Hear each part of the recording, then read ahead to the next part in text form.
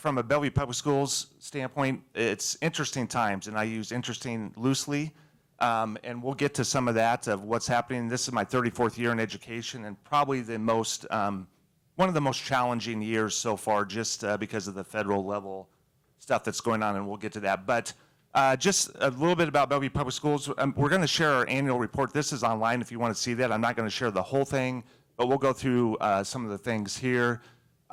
Mission, vision, we have a very simple mission statement, Champions for Children. Something all of our employees can remember real easily, but that's truly what we're about, is being champions for children. And particularly in these times, we feel we need to continue to do that. You can see the mission and beliefs. We do have a new strategic plan. 9 years ago, we had our first strategic plan in Bellevue Public Schools, and we thought it was important to do that, to kind of have a roadmap where Bellevue Public Schools is going. This really drives what we do. It's not put on a shelf and said, hey, we have a strategic plan. But just last year, we redid this, and you can see the goals really haven't changed. Still instructional goals, which obviously for a public schools you got to have. Supportive learning environment. This is really changing. When many of us went to school, you didn't think about all the supports that you had to have for students. It was more on the academic side, but that has definitely changed with mental health and all different types of things. Student programs and services, same thing. Engaging our community. We really want to engage, and we really appreciate the Chamber inviting us today to be a part of this. This is your school system too, so we want you to be engaged. We want you to help support what we're doing, but also let us know what you think public schools need to do. And then allocating the resources, and we'll get to that here in a little bit too, but extremely important of the resources that are coming into the school district to support our students and staff members. Purple Star designation, we're really proud of this. We were the first public school system in Nebraska to have all of our schools designated as Purple Star. Obviously this goes along with the military, but this month, April, is the month of the military child. Not only in April do we celebrate and take care of military students, but that's all 12 months. But the Purple Star designation is not only important to us as a school system, but also to the base. BRAC, new supports, missions to the base. They look at quality of life, and I know quality of life is extremely important to the base, but one thing they look at is the school systems, and are they Purple Star designated? And so we are proud that we can not only support the base in this, but also support all of our military students. Other school districts are now kind of following suit in this, but we take great pride in serving military students. District finances. So this gets really interesting when you look at our levy, and you can see we're kind of in the middle at $1.16. But if you look at valuation per student, if you can read that, we're the lowest by far of the valuation per student. And then you look at Springfield Platteview, they're off the chart. And you look at their levy, 59 cents. So I don't want to steal any thunder from Rusty, because he's going to talk, I would imagine he's going to talk about a water park. That water park does not sit in Bellevue Public Schools. Okay, guess where that sits? Springfield Platteview. Okay, so what's going to happen? Potentially that could be a huge win for Bellevue Public Schools. Nothing against the city for not placing it there, but Facebook, Meta, all those just help Springfield Platteview. The reason Bellevue is there is the federal land. And again, no disrespect whatsoever to the base. Great partner. Again, we appreciate everything they do, but because of the federal property in Bellevue, we don't get any taxes off that, okay? The federal government used to step in and support us through impact aid, and they still do to a certain degree, but not near to the extent. We're getting over $15 million in impact aid per year. Now we get about $3 million, okay? So big difference. But you can see, so for us then to try to finance the district takes a little bit more in Bellevue because of what we can raise per student. Where does the money come from? 54% comes from the state. And the big thing in Nebraska right now is property tax relief. We're all in support of that. But the governor wants to have the state be responsible for more. Okay, the problem is they can't support us anymore if they don't have the revenue to do that. And then if you watch the news on Friday, now they have another $190 million deficit. So we're probably not going to get a whole lot more support from the state. So then we have to rely on the local level, which is 37%, and then 8% comes from federal, and I'll talk about that here in a little bit as well. But back to the state, when Nebraska can't pay their bills, because education is probably the top department that gets most of the money, who do they come after is education. Okay, so constantly they are looking at TIOSA or the state aid to school districts to cut that so they can pay the bills elsewhere. Now, in the last few years, there's been more revenue, and so they haven't really touched TIOSA, but again, when you have a $190 million deficit plus the deficit already, that could change. Where does the money go to? Mostly to instruction, and you can see those different areas. 87% of our budget is people. Okay, so that's only 13% that we have to really make cuts when we have to make cuts. It's really hard to cut people in education. We do it when we need to, but when 87% of your budget is people, you don't have a whole, you have electricity and you have textbooks and those types of things, but it's really hard to cut some of that. Bond initiative in 2016, which is a long time ago. Usually bond issues don't go this long, but COVID had an impact. Bellevue passed a bond issue, first one in 40 some years, passed by 72 votes, and some of you probably voted for it and some of you might have voted against it. Doesn't really matter, but we really needed that money to help support our school system. Not a lot of new buildings. We're going to talk about 2 of them, but most of it went into just infrastructure, roofs, HVAC systems, those types of things. But we appreciate the community supporting that. Like I said, we had hoped to have most of these jobs completed well before now, but COVID really threw a wrench into that. But because prior to COVID, we were very successful with bidding and financing, we're actually able to recoup about $9.2 million extra to do projects. So the first one's Frank Coomer Center. How many of you been inside Frank Coomer Center? Okay. If you haven't, you want to tour, please come and visit that center. Many of you knew Frank.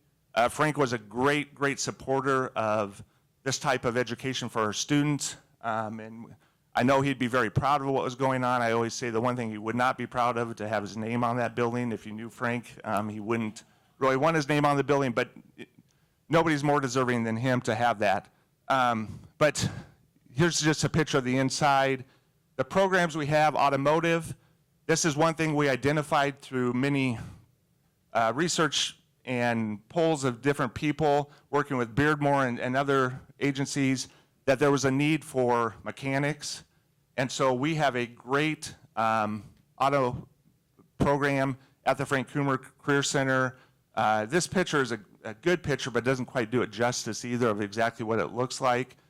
But we are hopefully producing mechanics for Beardmore and for other automotive companies because of the need. Health sciences, same thing. We heard that many hospitals, nursing homes, care centers needed CNAs, needed health care providers. So this is a very popular program. Take students from East and West, bring them together at the Frank Coomer Career Center for this program. Education Academy, shortage of teachers, continues to be a shortage of teachers. We really struggle to fill some of our positions, special education, science, almost all areas. I mean, we used to get probably 200 applicants for an elementary position. Now, maybe 15. So just not the number of people that are going into this profession. So we need to continue to grow this profession and we'll hopefully grow our own. We're seeing some success with students wanting to be in this program, go to college, get an education, and then hopefully come back to Bellevue, and we will hire them to be teachers. And then aviation is our new one, just opened up this year. We are very fortunate to get a grant to do this. But also, Grand Island Public Schools had an aviation program for about 3 years. didn't work out for them, so they had a whole bunch of equipment, brand new equipment that we were able to purchase for pennies on the dollar, and that has been our program. So again, trying to support the base and some of their missions and kids being interested in aviation, we thought this would be a great fit, and we're starting to see a lot of students interested in this as well. Bellevue West Auditorium, this is the other major project out of the bond money. When Bellevue West was built, they built an auditorium right in the middle of the building with about 450 seats. Bellevue East has 900 seats. And so this has always been a problem at Bellevue West when they have concerts and those types of things. Sometimes they have to do 2 or 3 of them to get everybody in. So we have, in the process of adding on to Bellevue West, we'll have 900-seat auditorium just like East. It'll sit on the front of the building if you haven't been up there. It's going to be a great addition, much needed addition to Bellevue West. Okay, by the numbers, this is just kind of some demographic information. Student enrollment, you notice, is on the decline. We are landlocked in Bellevue, so we're not growing a whole lot. We used to be able to grow to the southwest, where Springfield Platteview we'd negotiate with them and bring some of their property into Bellevue Public Schools, which was great. What's changed is back to our levy, $1.16, and their levy is 59 cents. Not a lot of people are interested in moving property into Bellevue when you have that difference in taxation. So we're not seeing as much of that anymore. Free and reduced, almost 40%. Option enrollment, 12%. That means 12% of our students, of the 9,400, 12% are coming from out of town. Okay, a lot from Omaha, Plattsmouth, Papillion, Nebraska City. I mean, people travel quite a bit. And one of the reasons they do that is because of our quality of education, but also because of our extracurricular activities. Very, well known for band, ROTC, athletics, those types of things. So you get a lot of students coming to Bellevue because of that. We will take them. As you see our enrollment's declining, we have capacity for more students. And so option enrollment's never been an issue for Bellevue Public Schools. English language learners, that's increasing right now. We're seeing more of those students. Special education, 21%. That's a very high number for Nebraska, well over the state average. Again, Offutt Air Force Base, members coming to Offutt, and some of them request to come to Offutt because of the special education programs in Nebraska, particularly Bellevue, but also because of the hospital, Boys Town, doctors, those types of things. Nebraska is very well known for special education. So again, creates a little bit of problem when I just said that we have a tough time filling spots for special education teachers, but our enrollment increased a little bit. 26% military connected, used to be over 50% in Bellevue. That obviously has changed some because of some of the missions, base housing, lots of different things there. High ability, 9%. Staff, we're very proud of our staff. I'm telling you, we have the best of the best in Bellevue when it comes to our staff members. And you can see average years of experience is above the state average, and then those with a master's degree well above the state average, with 76% of our staff members having a master's or above. Attendance, right at the state average. Student to teacher ratio 15-1. Sometimes we hear from our staff members that that's high. It's really not high. It's actually low. And we continue to emphasize keeping low class size because we know that makes a difference. ACT, you can see we're right below the state average. When I took the ACT, it was by choice. Now all students have to take the ACT. That's part of their state testing. So as juniors, all juniors take the state test. So that has brought down the score a little bit. And then our NSCAS scores, again, state testing, are all above or right at the state average. This is an interesting slide. We do a climate survey for our parents, students, and staff. And the one thing that I'll highlight is my student feels safe at school. That's the parents' response, 91%. Staff, I feel safe at school, 91%. And when you look at the students at the top, 70%. Okay, so we try to dive into that and try to figure out what that means. does their safety mean a little bit different to them than it might to a parent, might to a staff member? Obviously, we want all of our kids to feel safe, but that's something we'll have to continue to work on. But there's lots of different factors that go into safety in Bellevue Public Schools. Teaching and learning, we have elementary, middle, and high school. Blended learning technology is very big in Bellevue Public Schools. Every student does have an iPad. You hear right now about cell phones, and there's a bill at the legislature of not allowing cell phones. We don't allow cell phones right now in the classroom. One of the reasons is because we have iPads for each student. There's really no reason for the students to be on that phone when we provide the technology for them. Some of these are repeats, but birth to 3 years of service. Some of you might not know, we service students from birth, literally birth, until age 21. Not all students, but that's the spectrum. And so we have to have qualified individuals working with individuals at birth, but also up to the age of 21. Preschool, very proud of our preschool system. I wish we could have more preschools.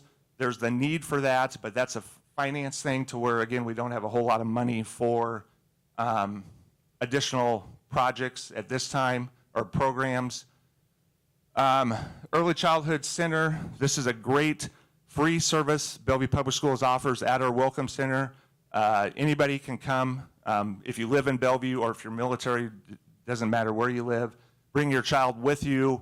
We have a certified teacher there, not only teaching the child or preparing the child for school, but also preparing the parents for what they need to do to help be a great partner in educating their child.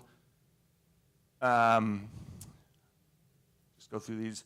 Advanced placement, dual enrollment. Many students in Bellevue Public Schools are either in advanced placement or dual enrollment. These are free. Dual enrollment classes are free. So students are getting college credit and high school credit at the same time. And we have more and more students taking advantage of that. We actually had a student last year who graduated from Metro with his associate's degree on May 15th, and May 25th got his high school degree. So all free of charge for that student. Okay, I think he was a welder and it's probably making a whole lot more money right now than most of our teachers are. But just a great success story, but a lot of kids taking advantage of that, and parents too. Probably more parents pushing their kids because that's an advantage of tuition and so forth. I talked about our co-curricular, ROTC extracurricular, just lots and lots of success stories. Didn't have any national runner-up like Bellevue University did, but a lot of state competition and great representation in Bellevue from that. Okay, this is what I want to kind of get to towards the very end. Because we've lost money, we have decided to apply for federal grants.